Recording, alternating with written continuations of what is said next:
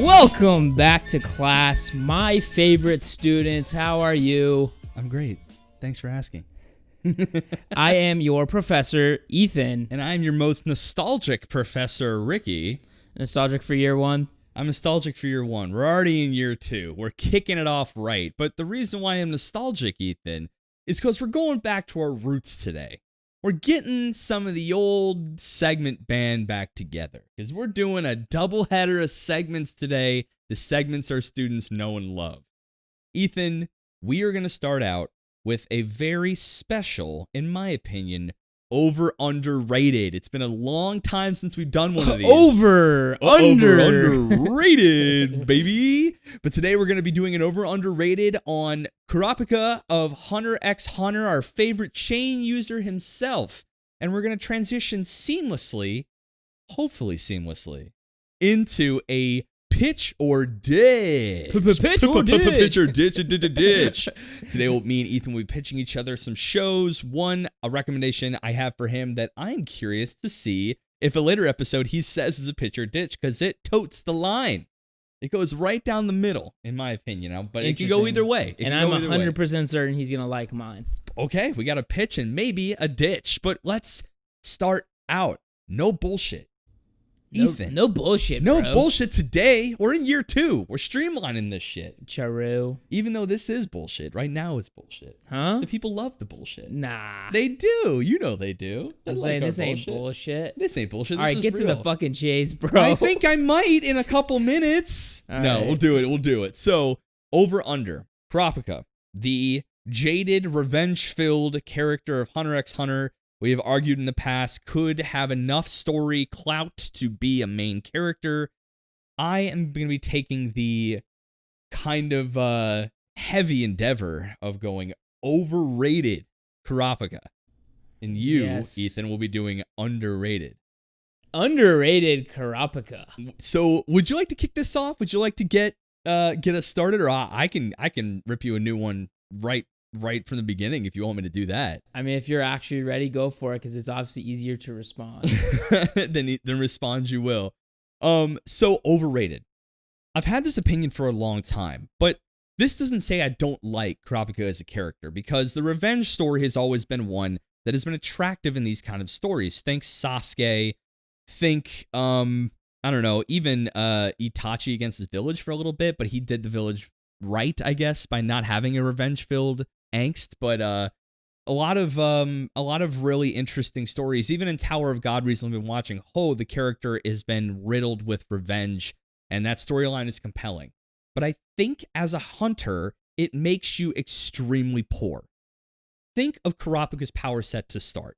His entire game to get into Nen, and even building his Nen powers, are only able to be used on 12 individuals in the entire world. Yes, I understand that he's doing it for a decent cause, the avenging of the stealing of the Scarlet Eyes of his people, but his power is so limited, as powerful as that may be, it's so limited that after, say, he achieves his goal in the future, he's basically useless as a hunter. His Nen is no longer usable, and any hunter that's in the Hunter Association will tell you that the ability of a hunter is their impact on the world, in my opinion. There are some that are gourmet hunters, as we saw earlier in the show. We have, Kite, who is a biological hunter. He looks for new species, and the power of a hunter... He looks for nukes. He looks for nukes. I'm looking for some biological warfare. No, but I mean, it's funny because hunters have the power to change the world from the things that they hunt, and so many of them really do hunt for the sake of bettering the world's knowledge. And they have the access, they have the power, they have the wherewithal and the knowledge to be able to hone their craft to the level that the world is better off for it. Now, a lot of the strong hunters we did see seem to not have that agenda. Very selfish, but they weren't limited. Think Jean, and think even Hisoka. Like, their power set wasn't built around such a specific purpose that they can stop being a hunter once it's fulfilled. Jean is just hunting for new experiences and new places and adventure, and Hisoka, I don't even know what his overall plan is, I guess, to overthrow the troop himself, he and Kurapika probably would align pretty readily on their mission of overthrowing the Phantom Troop. And yet, Kurapika is so narrow-sighted that he honed his entire Nen ability to be burnt out after the Phantom Troop is gone. Because if they were to be expended by other uses, right? If there were no more Phantom Troop and they were all wiped out by one big event, he didn't even achieve his goal technically by his own two hands, and yet his Nen power is completely useless. I think a lot of people get, a lot of people get enamored by the fights, the little that there were for Kurapika, because his fight with, is it Unova or what's Uvagin. Uvagin, that's it. His fight with him is one of the best in the entire series. I will not deny that, but think he already met the hardest match for him early on, and then everyone else was basically child's play we saw on the show. And that only made me think, like, okay, if it's such child's play and he manages to beat everyone, then what good is he as a hunter anymore? He doesn't have the ability to change the world in any capacity or even have a promising hunter career. Is he just in it for a one and done? What kind of character is that? Yeah, it's good for the context of the little bit we saw of him in the anime, but at the end of the day, like, that doesn't make him a good hunter. It makes him a good revenge character. He has the power and the resolve to get the revenge of the mission he's looking for, but after it's all gone, he has no sense of longevity. He is so enamored by the idea of achieving his revenge that it makes him a poor hunter. So I think his overpoweredness comes from his narrow-sightedness, and he just isn't a good member of the Hunter Association.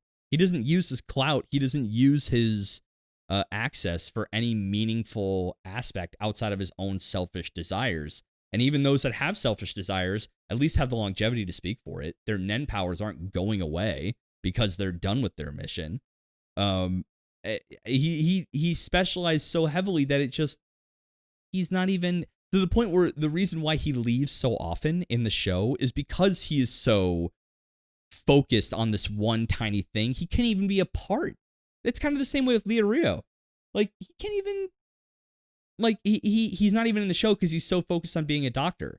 Everyone wanted to see more of him the same way a lot of people probably wanted to see more of Kurapika, but because Rei Hiroe is basically just his selfish desires are more for helping people in the way that he can. There's nothing of that with Kurapika. So him not being present on screen isn't because, oh, he's trying to help people. It's, oh, he has 12 people to kill in the world and that's it. And in what way does that make for a compelling hunter career? All these individuals that are hunters are growing at this crazy rate, but he seemed to have capped and hit his power, and now he's just enacting to kill everybody. And that's all we get from him. There seems to be no growth for him outside of the moment he gets his full Nen powers, right? There's nothing else there. So his character, while compelling in a very small blip, is in no way going to go the distance of any other compelling character like Killua or Gon, or even Jean. Like, it's just not going to happen for him. So I think, say Hunter x Hunter were to go on for a couple more arcs, I'd be shocked to see if Kurapika is even in there at all anymore. Because he can't use his powers on anyone else but the Phantom Troop. If he did, he dies. He can never be a compelling character the same way Gon or Killua can. He capped himself despite all of this talent. And for me, I think he's overrated because we've only seen him in his very small slice of context. Whereas every other character in Hunter x Hunter are brilliant because of the situations they're allowed to be in. Kurapika only gets one, and it's fighting the Phantom Troop. That's all he gets. So, he's like a candle that burns out too quick. He's a bright candle, to be sure, but I think he's overrated because once he's burnt out for good. He could never be a compelling hunter anymore, at least from the context of a Nen using hunter. So, that's my initial case. Okay, you heard it here first, folks. Ricky does not like Gon. He does not like Killua. I don't know where the hell you thought. Kurapika. I literally said they're all better than him. Listen. Okay. They are identical characters in that they have no reason to get the hunter license. Why does Gon get the hunter's license? To find his dad. Has nothing to do with a career in the Hunters Association. Has nothing to do with what's going to happen after he finds his dad. But we know he has the ability to be a hunter after that. Just wait. Okay. Because that's like such a bad argument. It's unbelievable. I don't think so. Why did Killua get a hunter's exam license? Just for literally the shits and gigs. There was no reason. I'm not clear as to why Leorio did it. I assumed it was for like money or something, so that I think it was money to fund. His so he can go education. fund his doctoring thing. So all these characters are really using it as a means to an end. So saying that there's not, a career after the fact to me is a really bad point. Specifically, when you look at Gon, he did literally exactly what Kurapika did, which was have one task and put your entire nin ability behind it and say, after this, I don't care what's going to happen, I'm done. So Gon straight up kills himself, essentially, just to kill Neferpitou, which is literally, honestly, worse than what Kurapika does, because he says, I'm going to put all my nin ability behind the group that committed genocide on my whole freaking squad. So, basically, if you're saying Kurapika is overrated, you're also saying Gon is overrated for the same reasons. You literally aren't allowed to argue that, in my opinion. No, I will, though. You can't. You literally just said that. I said I will say, though, because what I'm saying the overrated isn't necessarily about the mission. It's about how his nen is tied to it, right? Gon. You're saying after the fact, he has no nen ability, so he can't be an effective hunter. Gon killed himself. Gon has nen. I believe he has nen, according to the Dark Continent arc, after he finds his dad, because his nen power wasn't, I'm going to use nen until I find my dad, the same way Kurapika said. This is such an unbelievably bad argument. Are you kidding? He killed himself. If he didn't have the entire Hunter Association revive him... That wasn't as a direct result. He snapped. That wasn't from the outset, right? He didn't design his nen powers to snap like that. He snapped, and all his talent allowed him to gain power. What do you mean? I mean, it's such a weird argument. Literally said, if I use my powers on anyone but the Phantom Troop, I will die. He limited himself. He has pure conviction. Sure, but when that conviction has been met, he is done. That conviction for Gon was not a premeditated concept. That was in the moment he snapped. No, look, he's underrated because he is the only character that we know of that has a genuine conviction. You said Hisoka, you don't really know what his deal is. His deal is literally just to find strong people and fight them. He has no real goal. Gon's goal is, let's find my dad. That's pretty flimsy ass goal too. And we even talked about it. What happens once he finds his dad? We literally don't know what's going to happen. And it seems like, well, that was his whole mission, so what's the point? Killua doesn't really have a goal either. Now his goal seems to be finding joy outside of assassination, but whatever. At least Kurapika has a very specific goal. Yes, it's revenge driven. It's, potentially, I guess you could consider it a negative goal or whatever you want to call it, but it is a goal that I think has behind it the strongest conviction in the entire series. And yes, he might lose his powers afterwards, but we've seen tons of people who get hunter license for no reason. It doesn't mean that he always wanted a hunter's career. He just wanted to become a hunter so that he could get the resources and the power or whatever to take out the Phantom Troop. And honestly, in all of the scenes with Kurapika that aren't related to the Phantom Troop, he is the nicest fucking kid. He's just a cool guy. And so what I think is, if his whole family and, race wasn't genocided, he just wouldn't have gotten his hunter license in the first place. Right. What I think is he's using his nin as a tool to basically get revenge. And he doesn't really care if he gets rid of it after that, because that's literally his goal. So I don't think it makes a lot of sense to say he's overrated, because his goal, his nin directly is related to his goal. And then after that, it's gone, because that was literally the point of it for him. We did see some really cool feats out of Kurapika, but when yeah, but okay, let me put it to you this way. What if he didn't make those insanely stringent contracts, he just gets killed by Uvigan instantly. I think he had the talent to be able to find a way to not be so convicted, but also have a Nen power worth stacking up against them. Like, he had so much talent. Like, I think that would make him more underrated than overrated. Well, that's like, so doing that would make him more underrated.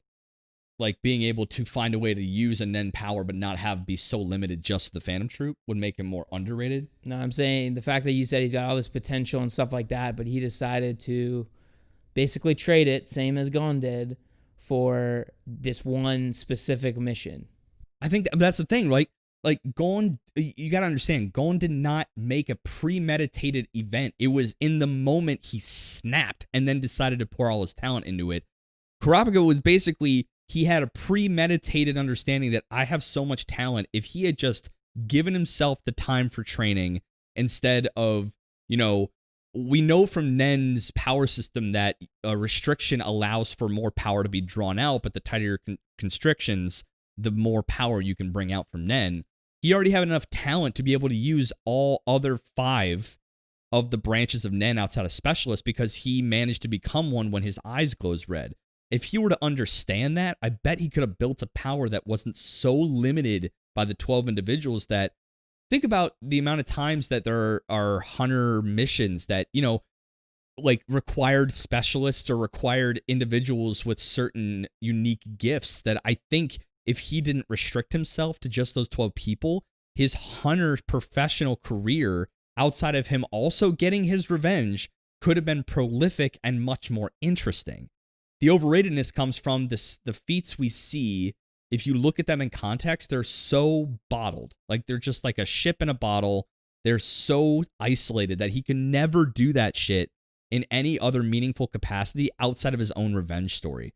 So while he is a good case study of, I have one mission and one power meant for that one mission to do this, then yes, that is quite cool. But I think he literally had too much talent that he wasted by limiting himself to just that revenge story. He could have developed something more robust and broad that could have been strong enough to take down the Phantom Troop, but also, persistent enough to have a nice career afterwards.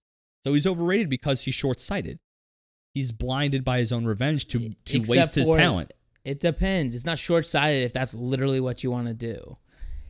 I think that's actually not short-sighted at all. I'd say it's exactly sighted because he has his sights set on this exact goal, and he did literally everything he had to do to make it happen. Not saving others from the same fate his people did. Like, that could be the power. Like, you don't think getting rid of the Phantom Troop does that? If one Phantom Troop falls, another one takes its place. Even within the Phantom Troop, they even said if the legs of the spider falls, as long as the head remains, we're good. Or the other way around, too. They said if the head falls, the legs are still there.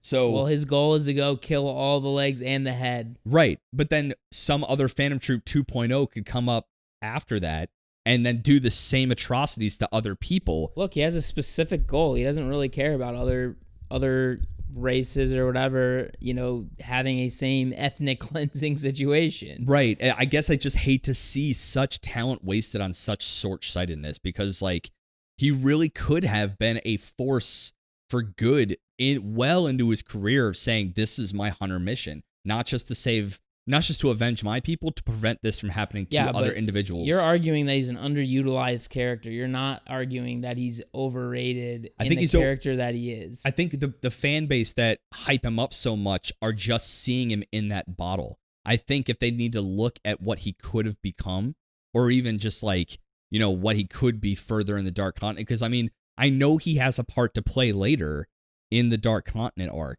Not to spoil anything, but he does continue his mission. But I would say he takes a couple years to finish his mission and he manages to clean off the Phantom Troop, and then some other group stronger than them come up. He can no longer be that agent of defense for people that were afflicted. I think he'd be much more of a compelling character and the hype would be real if he were to, after his mission is complete, have the Nen ability and the same drive of, wow, there's going to be another Phantom Troop. There's going to be another people like my people. Fine, but that's not his goal. I don't understand how you're arguing a point that doesn't exist. You're arguing for what you think he could have been, and that's literally like not the point of his character. His character is like to provide that one kind of shining star of conviction in this group of people that like sort of know what they want to do, but not really, and they're just doing things for funsies. So you're saying his focus is why he's underrated? Like people aren't giving him enough credit for that conviction? Like he's the only person in the entire show that has an actual goal. I mean, Rei Hiroe's got that same kind of goal. I mean, he has a very singular goal. He got a hunter's license just to get cash. So I mean, he isn't. I don't think Kurapika's special because of that level of conviction. Others have shown that level of conviction. So I don't agree. What do you? I mean, Gon literally gave up his entire Nen ability on the spot for that kind of thing. In the same vein, you said, he gave all his talent away. Yeah, but he gave up his goal in order to do that. But that's what I'm saying. That level of conviction is not unheard of in conviction to your goal. Right. But I mean, that's the thing. So Gon gave it all up. It wasn't even for his goal. He just said, that's what I'm saying. That makes him overrated. Well, I mean, we're talking about Kurapika, not Gon here. But I mean, I think I'm destroying this argument. I don't understand how you're not rebutting anything I'm saying. I don't know. Well, give me some more like underratedness, like his skills. I mean, he beat Uvogin like so easy. Yeah, Uvogin is like disgustingly strong. If you remember that fight, he could never have done that unless he said like I'm saying. I think he had all the talent to beat him without his level of, if I don't use this on Phantom Troop, I'd die. I think he had that much. He was the first one to get Nen, and despite that, he still chose to be so narrowed in his convictions and his restrictions. Okay, I think he had the skill to do a broader skill set and still beat the Phantom Troop. I'm going to use your point against you then. Okay. Your point is, if he waits and figures out how to be strong a different way, he'll be able to potentially save people after he kills the Phantom Troop. Yeah. Okay, what if that takes him till he's 40, 45, till he figures it out? And then, in all that meantime, the Phantom Troop have gone through and they've committed countless genocides and all this stuff, but he's too weak to really do anything about it. And then he's finally 45, he kills him off, and now he's got 20 years of active duty left. Well, not according to the possibility of becoming a Netero. No, Nen can make nobody's you, like Nen, Netero. But Nen makes you live long. We all know Nen makes you live longer. Like utilizing Nen in any meaningful way already makes you live a bit longer. Okay, fine. Disregarding his post-career, what about all the people that died because he waited so long to kill the Phantom Troop? I mean, that's the thing, right? Yeah, he killed the Phantom Troop. But what I'm saying is you're arguing a point that doesn't exist because you're saying, what about all these groups that are going to show up and kill all these people after he kills the Phantom Troop? I mean, that's a natural process. That's a natural, where one dies, another one's not going to be explicitly taking their place, but other groups that could be possibly committing the same levels of genocide will inevitably pop up. Okay. I mean, so I'm saying that people overhype him. People hype him up because of that level of conviction. But as a hunter with a lifelong, you're a lifelong hunter. That's what you are. That's what people do this for. And even Rei Hiroe, who's the guy who's going to get a doctorate, he still developed Nen. He still developed Nen to help people. All right, how about this? You've got a terrorist. Okay. He bombed your family or whatever, and he's doing it to more families. But you are 13, 14, and you're going to have to wait till you're 25 and you're the head of a counterterrorism group before you go get him. Or you can specialize, become an assassin at 15 and go kill him. And all along the way, he's killing all these other families and he's doing all this other stuff. I'm just saying your argument about him not protecting future generations is honestly not his job. His job in his mind is to get revenge for his family. So do you think him as a character, after the Phantom Troop is gone and he is now Nenless? He's chilling heavy. And then there's another group up and it's Kurapika, we need you. You literally cleared the Phantom Troop out before and you have to tell them, no, I can't. I'm literally I'm a sitting duck right now. Yes. There's a lot of hunters. There's no reason that they need to rely on him. I mean, he's specializing in taking out groups. People from the outside would look at him no, he's you're our guy. specializing in taking out the hunter, the Phantom Troop.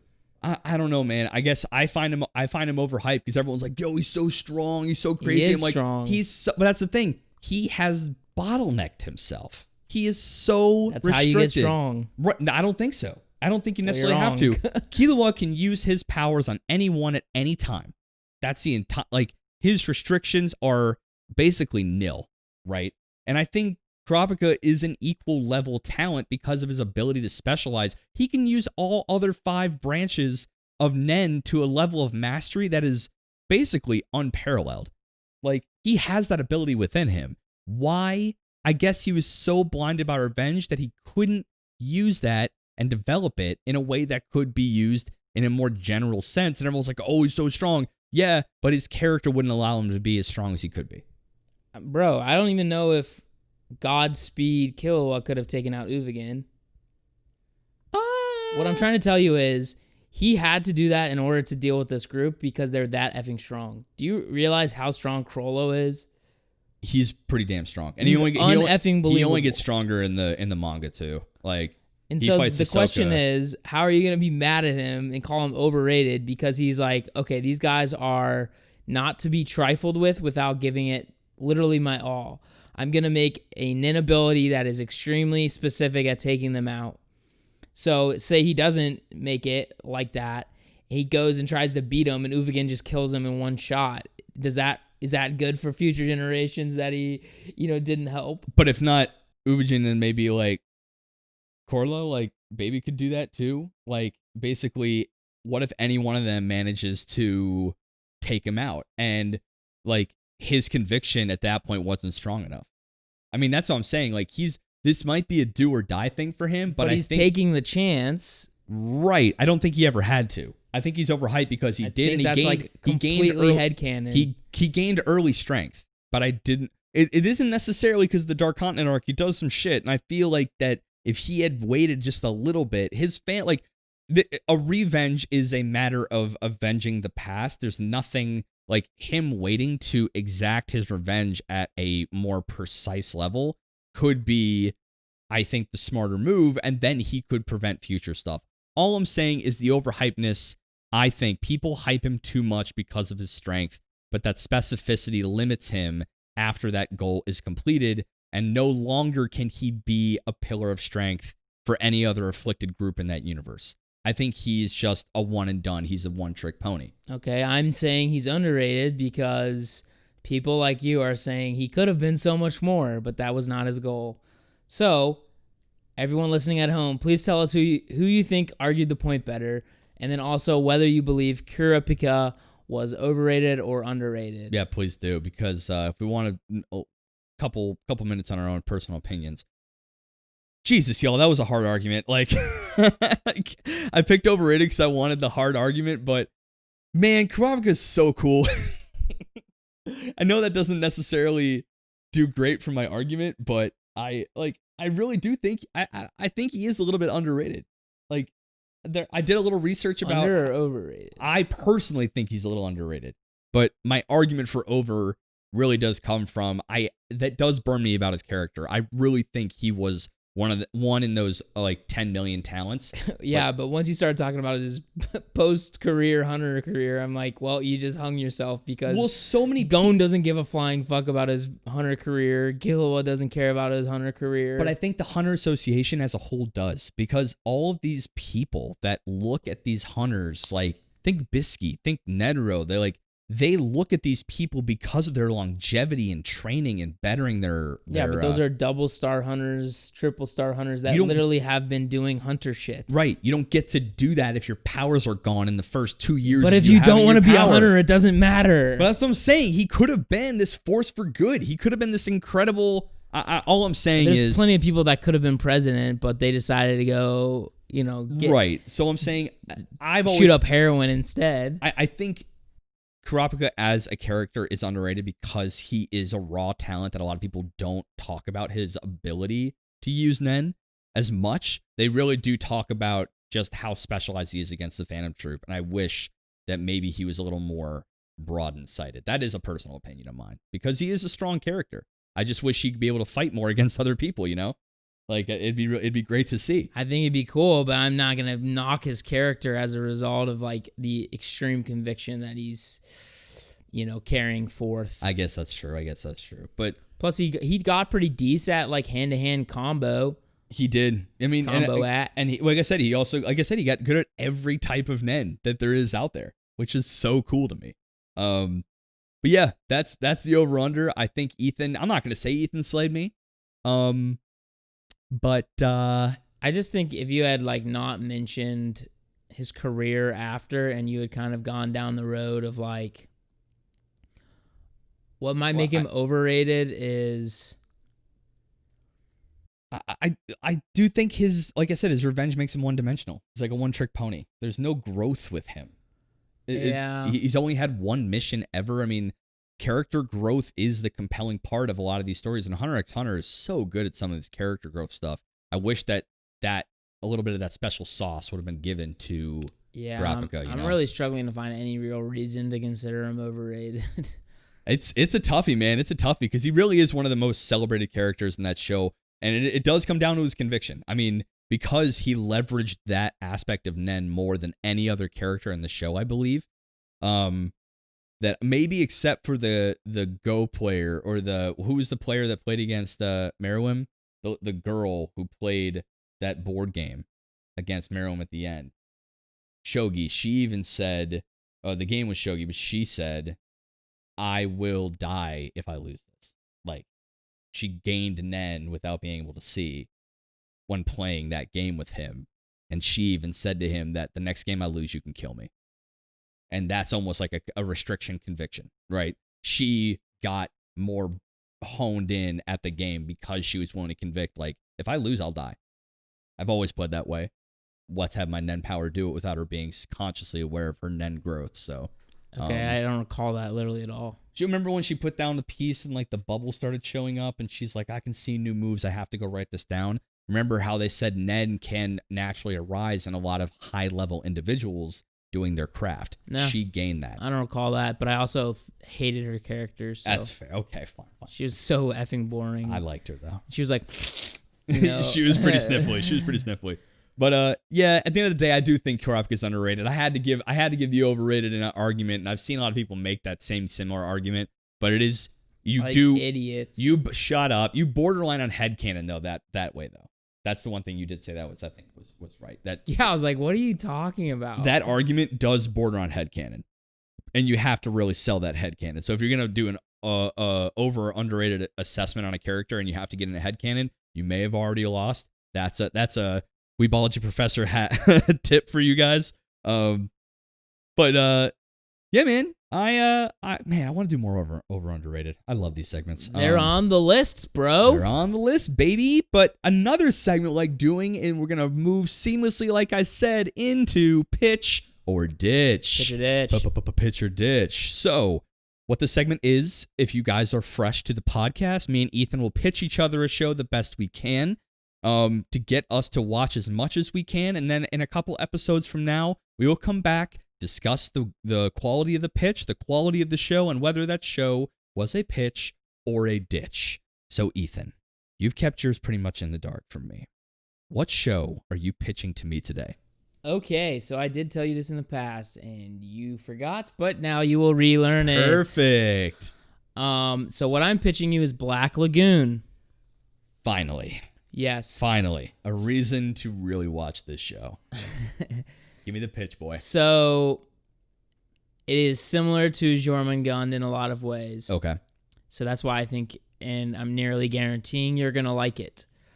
But it is much older than that and definitely a classic. A lot of people find it as like one of their favorite shows for like strong female characters as well. Oh, interesting. Because there's actually a lot in this show that just like absolutely rip.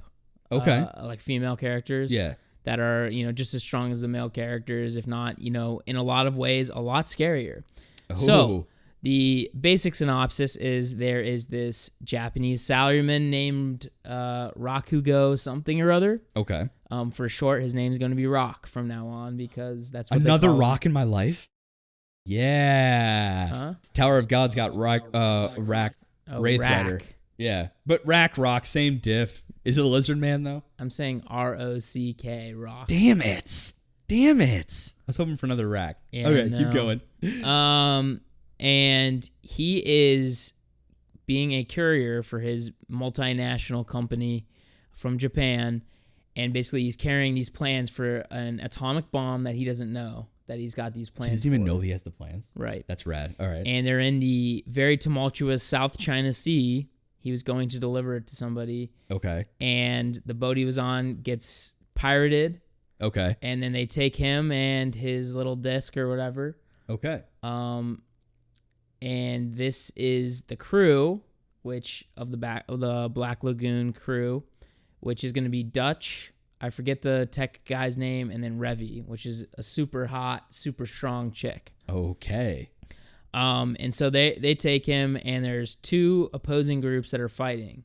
There's the multinational company group, like the one that Rock works for, and then there's also the Russians, which Dutch and all them work for. Okay. And there's like all these crazy battles just in the first couple episodes, like sea battles and stuff like that. You're starting to talk my language. And Rock finds out, basically they call him, his company calls him and says, okay, so you're dead to us, essentially. You lost the USB drive or whatever the fuck it was. So what we're going to do is we're going to promote you, and we're going to have a funeral for you saying how good of an employee you were, but, we're cutting ties with you, essentially.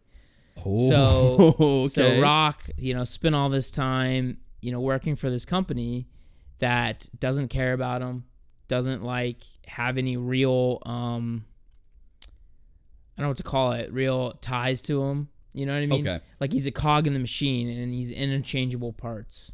All right. And so from that point on, he goes through a little bit of a soul searching kind of moment where he's like, what the hell have I been doing my whole life? What do I want to do? What's the point of life and all this stuff? And Duke, who's the head of this boat that he's been captured on, says, well, if you don't have anything else to do, come drink with us. So, I'm into that. Yeah, so they go to this tavern, and they're just kind of all talking about life, whatever.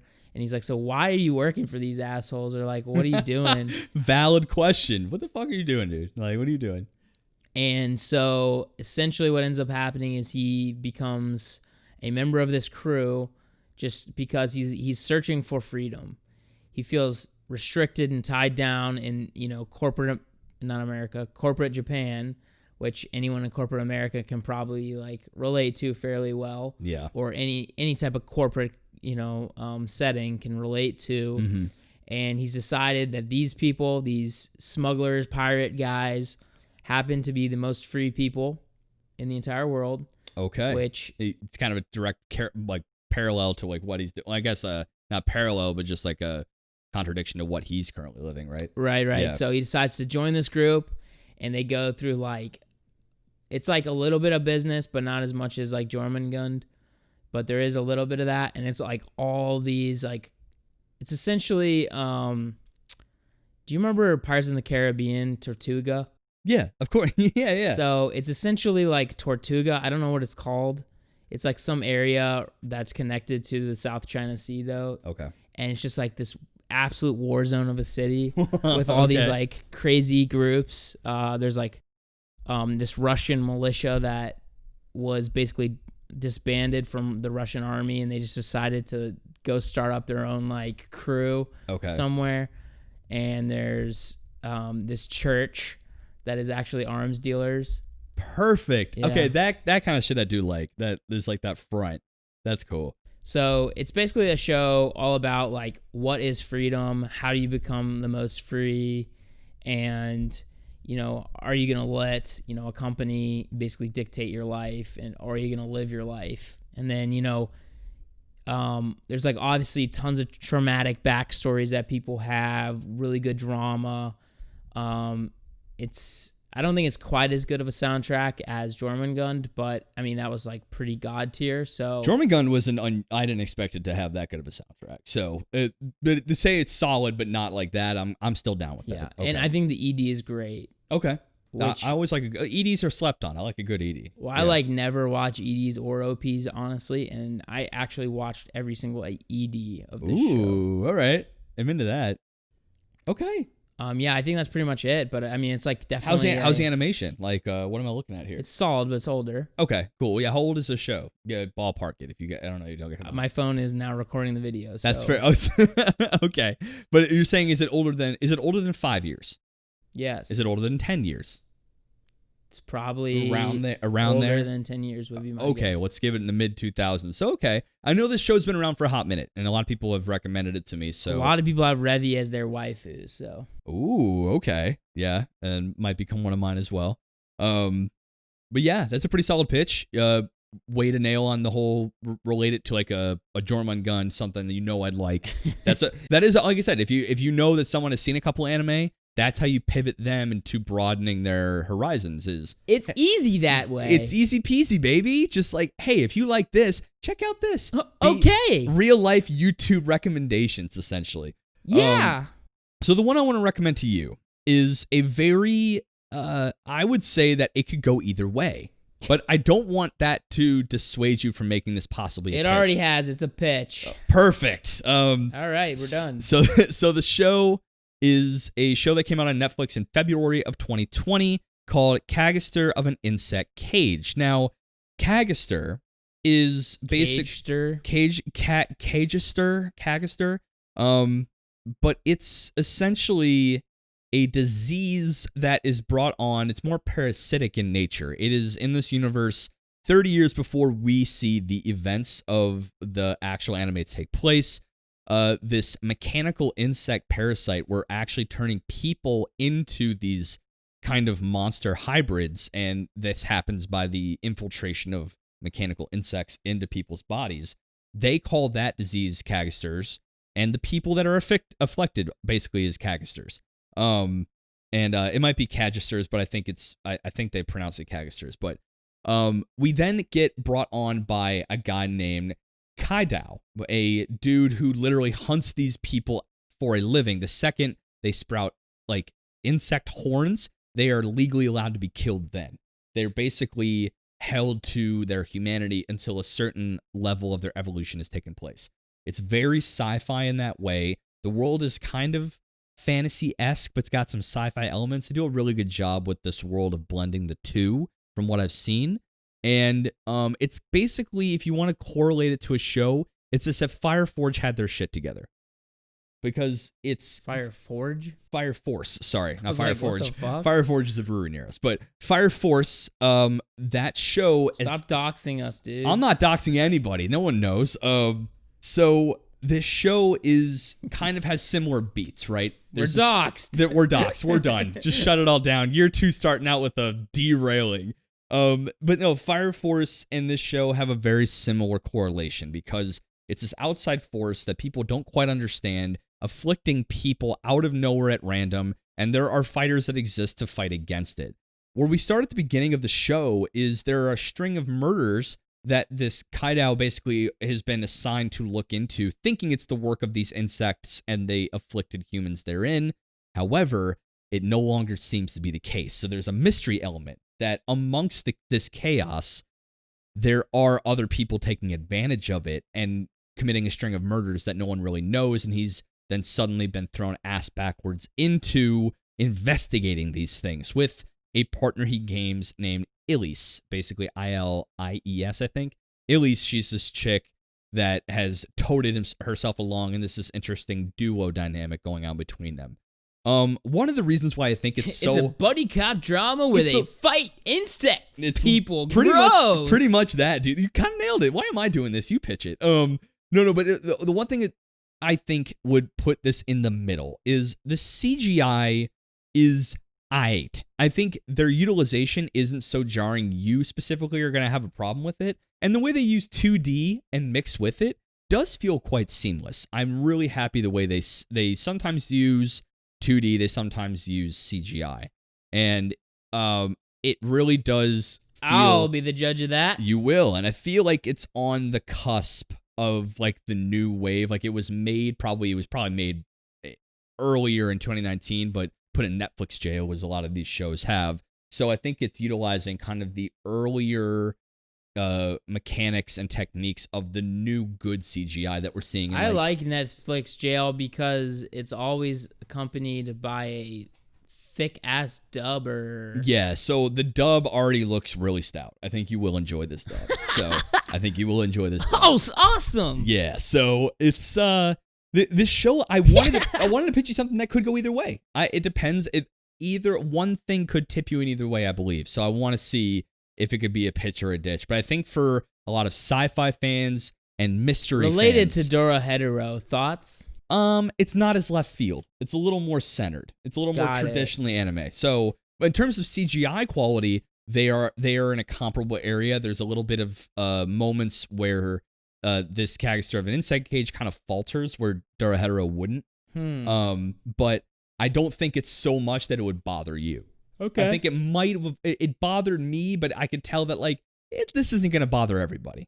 A lot of discerning eyes might be like, okay, that was kind of not okay, but it wasn't so much that I'm not having a good time. So okay, this is going to be an interesting one because I can't wait to see. We've always had a pitch or a clear ditch bomb, but this one I think is going to be a really interesting redux because I want to see where your head stands. On the show itself. It's only 13 episodes, I believe. Really quick. I was gonna pitch you that Scissor 7 show.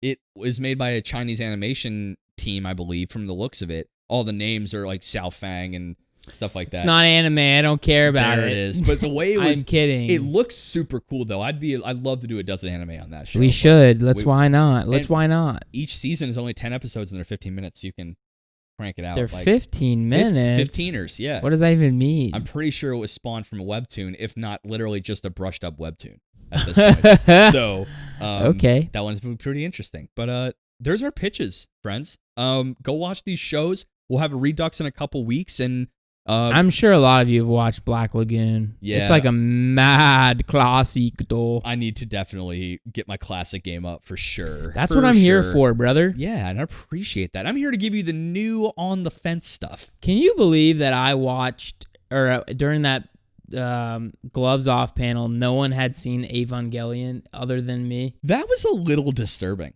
Because I finally watched it, and I understand. I'm not a mech guy at all. The only two I actually gave a shit about, well, three, Code Geass, Gurren Lagann, and Evangelion.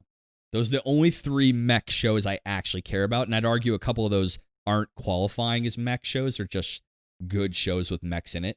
But I'm genuinely shocked that all those folk hadn't seen Evangelion, as classic as it may be. I was like, what? Asaka is one of the greatest tsuneres of all time, one of the greatest waifus of all time. She's GOAT. Yeah, but so is that the other chick. I haven't seen it in like 2 years. The older girl that they were living with. Yes. No, I know who you're talking about. I just don't know the name. But I was just surprised because, first of all, if you haven't watched Evangelion, just go watch it. That's required. It's probably like the iconic classic of the classics. True. I don't think it's particularly that strong of a show, but I think it's I can visually very appealing. But Yes. other than that, I think the story is honestly really whack and harebrained. I can see where a lot of shows have gotten inspiration from it going forward. Totally. I think it is. Anyway, the panel, the first topic was, is it nostalgia or is it actually good? I think Evangelion's got a little nostalgic roast. It's exactly what my point of view was. You're right, yeah. And I was expecting there to be a lot of, hey man, way to represent the lab. That was a good it was supposed to be like a slander type thing, and I'd say that as slandery as you can get. That wasn't that slandery. I don't think that's to say that it's good because it's nostalgic. I think it's legendary because it's nostalgic. It's a great, solid show, but the level I don't of think acclaim, it's a great, solid show. I think the acclaim it has now is because of how the nostalgia has stacked on top of it. I can agree. Yeah, so it definitely has a little more hype than I would give it credence for. So. I'm okay with that. Yeah, cool. You watch any good anime lately? Right now in this particular moment, I'm watching Baki right now. Yeah, I watched Dora Hetero and I watched all of Baki season Trey. We're definitely doing an episode on. I think after this one, next two episodes should be Dora Hetero and the new Baki, because I think those would be great. Did you watch Hands Off Isaacin? No, that's next on the list. You're such a pain in my Come ass on, dude. I sometimes. got Baki on the deck, problem dude. is, I'll watch it, dude. I'm gonna air some laundry right now. Go for it, man. I'll do it. like tell him a show to watch. He'll be like, okay, yeah, totally. And then he'll literally like in 3 days tell me like 4 shows that he watched, and I'm like, what are you doing? Sorry, I got such a fat stack, and then Baki comes in out of nowhere. Like, fuck, man, come on. Don't knock me for the Baki, dude. And then he'll like say, we should do an episode on this, and I'm like, I wasn't watching it because we were supposed to be watching this show. But that's what I'm doing. Okay. I will sit down after I finish Baki, because I already finished Rei Hiroe. And Baki's only a couple episodes left. I will immediately put on Keep Your Hands Off Aizuken. Nice. I will. I promise. That'll be the next one, because it's been so hyped about. And just from what everyone's saying, and the OP I actually have on my Spotify playlist. Yeah, It's so good. I think Easy it's top Breezy 5. is so good. But yeah, that's the show today. Go watch our pitches. If you disagreed with me on the over-under, tell me and eviscerate me on Let's DMs. be honest, you probably did. I don't want to hear it from you.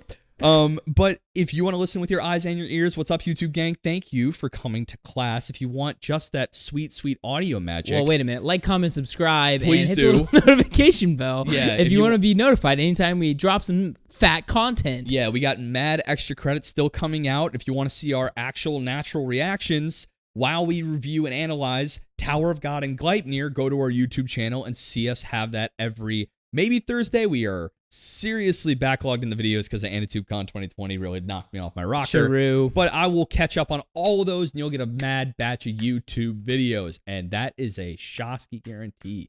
Everyone knows my last name now because of the AnitubeCon, so it was on there. So Was it? It was. Was mine?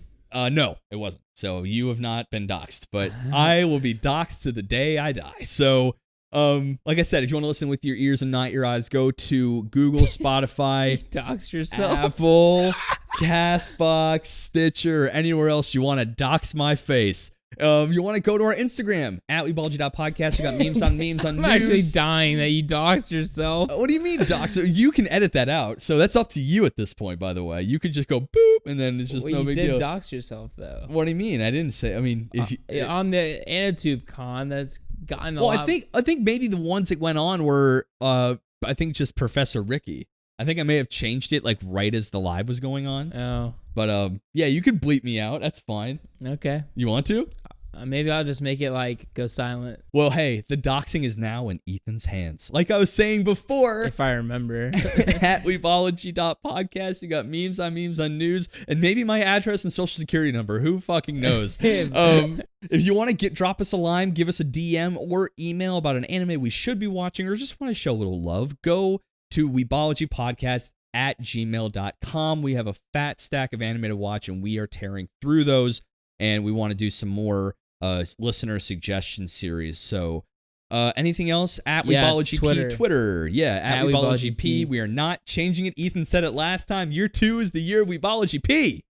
I'm excited for it. I'm really glad you came around to my point of view. I didn't say the whole year I'm keeping it. We'll table it for year 3. We'll table it for year 3. I keep saying, well, I haven't looked it up how to change it. I still haven't, so I figure I'm probably not going to do it. So at least for the next week, it's going to be Weebology P.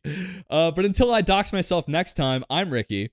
And I'm Ethan. Here's my middle name and my last name. And this has been Weebology. Deuces. Please bleep that out, dude. I'm going to get so doxed. Help me out, dude. Help me out.